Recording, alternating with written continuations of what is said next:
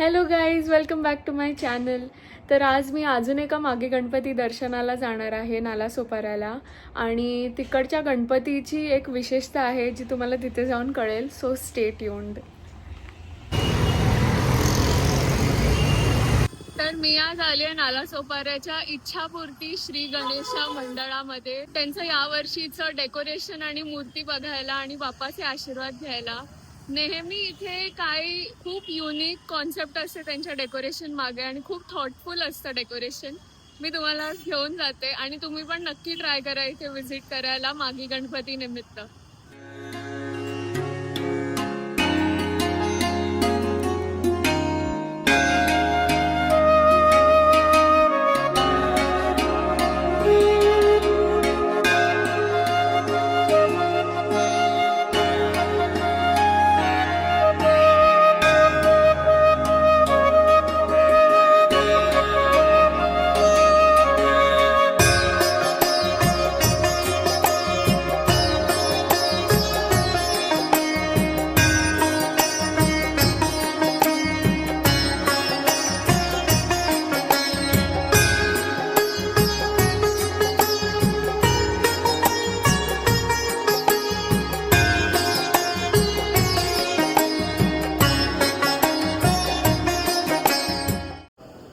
मी योगेश राजश्री दत्ताराम शिर्के, मंडळाचा सचिव.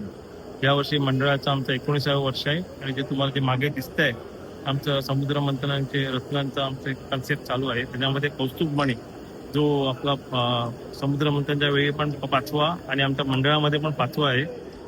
तो कौस्तुभमणीचं वैशिष्ट्य असं आहे की समुद्र मंथनाच्या वेळेला तो कौस्तुभमणी जेव्हा बाहेर आला तेव्हा त्याचं तेज एवढं होतं की ते देवांना आणि दानवांना कुणालाही ते पेलवत नव्हतं. ते विष्णू भगवानाला पेलवलं. तर विष्णू भगवानाने त्याला आपल्या आहारामध्ये धारण केलं. त्यामुळे ते या विष्णू रूपामध्ये आपली मूर्ती आहे गणेशाची या वर्षीची. आणि विष्णू रूपाची मूर्ती असल्यामुळे बाजूला विष्णूंचे 10 अवतार आहेत. ते 10 अवतार असं डेकोरेशन आम्ही मंडळाने सगळे साकार केलेलं आहे. तर सर्व भाविकांना नम्र विनंती आहे की हा देखावा बघण्यासाठी आणि श्रींचं दर्शन घेण्यासाठी तीर्थवासाचा लाभ घेण्यासाठी अवश्य आमच्या मंडळाला भेट द्या. धन्यवाद. इथे त्यांनी विष्णूचे 10 अवतार केले, ते दाखवते मी तुम्हाला. मत्स्य अवतार आहे विष्णू भगवानांचा. त्याच्यानंतर इथे पुढे कुर्म अवतार आहे, वराह अवतार आहे आणि हे नरसिंह अवतार आहे. इथे वामन अवतार आहे. हा परशुराम अवतार आहे. हा श्रीराम अवतार आहे. हा कृष्ण अवतार आहे, श्रीकृष्ण. हा बालाजी अवतार आहे आणि हा बलराम अवतार आहे. असे त्यांनी विष्णूंचे 10 अवतार इथे प्रदर्शित केले आणि त्यांची थीम पण पूर्ण त्याच्यावर बेस्ड आहे.